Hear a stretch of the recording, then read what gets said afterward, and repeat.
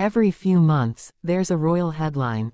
A feud. A divorce. A title stripped in anger. A tabloid front page built around 15 seconds of someone's facial expression at a funeral. And while all of that noise is happening, something much bigger has been quietly rewriting what European monarchy actually is. Not a scandal. A structural change, in law, in succession, in how these families are funded, raised, and even allowed to exist. It's been happening for over a decade, across a dozen countries, almost entirely without coverage, because it doesn't have a face you can put on a magazine cover. This is that story. Royal Revolution. Start with the most basic fact about monarchy, the one that used to be non-negotiable: kings and queens reigned until they died. That was the entire point. Permanence was the product. A monarch who simply quit looked like an admission that the job was, in the end, just a job. That assumption is now dead in most of Europe. In 2013, Queen Beatrix of the Netherlands abdicated in favor of her son, Willem-Alexander, after a reign of just over 3 decades, a decision she'd reportedly been planning for years, framed not as failure but as good governance, handing over a stable institution while she was still capable of doing it gracefully. Weeks later, King Albert II of Belgium did the same, citing his age and health, stepping aside for his son Philippe. The following year, Spain's Juan Carlos I abdicated under very different circumstances: scandal, rather than serenity, but the outcome was the same: a planned, voluntary handover instead of a death. Luxembourg has quietly been doing this for longer than almost anyone.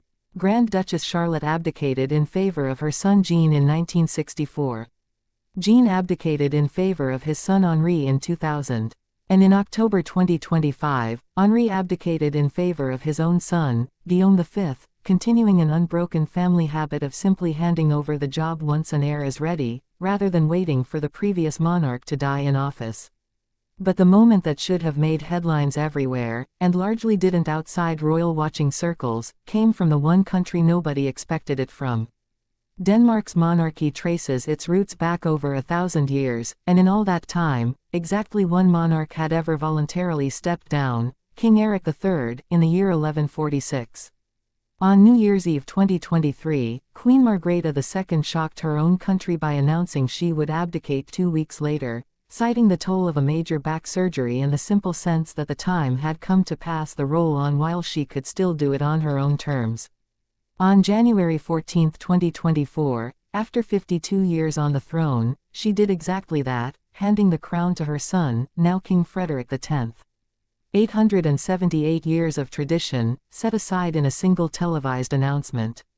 Add it up, and the list of European monarchies that have shifted to planned, voluntary abdication now includes the Netherlands, Belgium, Spain, Luxembourg, and Denmark.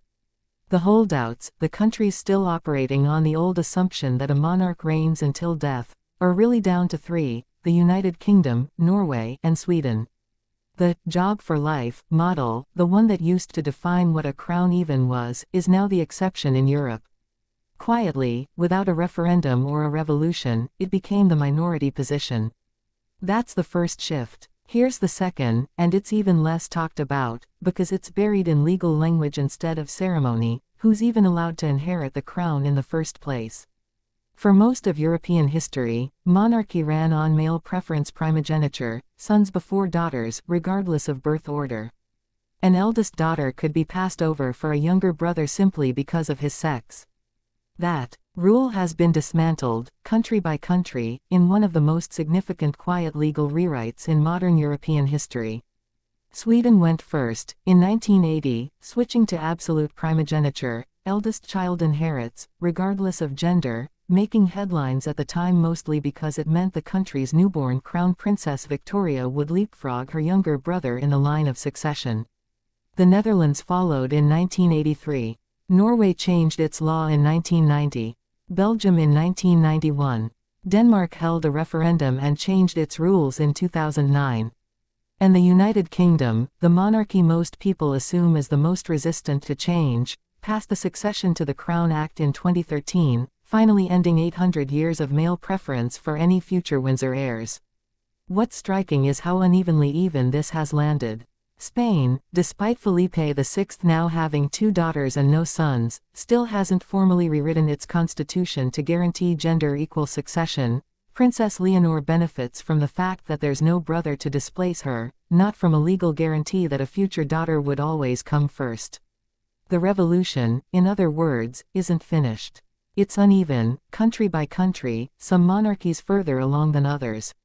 But the direction is unmistakable, and it represents the quiet end of an idea that had defined European royal succession for nearly 1,000 years. The third shift is about who actually gets to call themselves royal at all, and who gets paid for it. For centuries, the answer to, who's royal, was simple: anyone with the right bloodline, indefinitely, generation after generation, all of them carrying titles, and in many cases, all of them at least partially funded by the state. That model has been quietly dismantled too, as monarchies have worked out that an enormous, sprawling family of minor royals is no longer an asset. It's a liability, expensive and increasingly hard to justify to taxpayers who can look up the numbers themselves. Sweden moved first, in 2019, when King Carl XVI Gustaf stripped 5 of his grandchildren of their royal titles and styles, effectively removing them from official royal duties and the public payroll while letting them keep their place in the line of succession. Denmark followed a similar path in 2022, when Queen Margrethe announced that 4 of her own grandchildren, the children of her younger son, Prince Joachim, would no longer carry the titles of prince and princess, a decision that visibly strained her relationship with her son, who said publicly that his children were being punished by having part of their identity taken away. The British monarchy has openly discussed the same idea for years, with plans reportedly drawn up to eventually cut the working family down to a small handful of senior, salaried royals rather than the much larger pool that currently exists. The logic, across all of these countries, is identical: a monarchy survives by looking necessary, not by looking large. The bigger and more sprawling the family, the easier it becomes to ask why any of them, beyond the head of state, need to exist publicly at all. The fourth shift is the most personal, and it's about how the heirs themselves are actually being raised, and it might be the clearest evidence yet that these institutions know exactly what they're trying to survive. For most of history, a royal heir's childhood was built around isolation, private tutors, palace walls, a life deliberately kept separate from ordinary citizens, because separateness was the entire justification for the crown. That model is being actively reversed. Frederick and Mary of Denmark sent their children to ordinary state schools rather than exclusive private academies. Their eldest, Crown Prince Christian, spent part of a recent year not in a palace but on working farms in East Africa, learning practical labor and basic administration as part of his preparation to one day be king. Spain's Princess Leonor is currently partway through years of real military training across the Army, Navy, and Air Force academies, not a ceremonial gesture, but the same demanding path her father walked before her.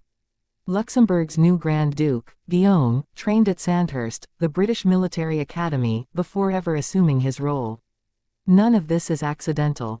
Across almost every European monarchy still standing, the heirs are increasingly being built to look less like dynastic figures and more like competent, credentialed people who happen to have been born into the job: soldiers, students, ordinary kids at ordinary schools, because a monarchy whose future king looks untouched by real life is a monarchy that's much easier to ask hard questions about. And the fifth shift, smaller but telling, is institutional honesty.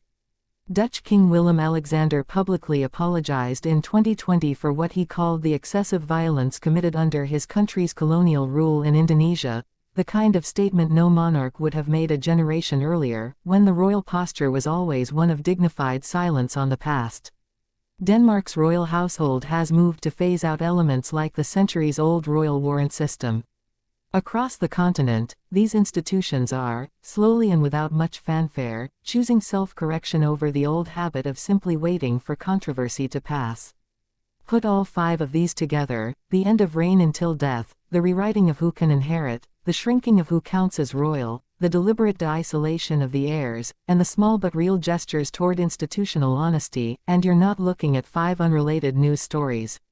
You're looking at one long, coordinated, decade-spanning answer to a single question that almost every European monarchy has been quietly asking itself: What does this institution have to become in order to still make sense in the 21st century?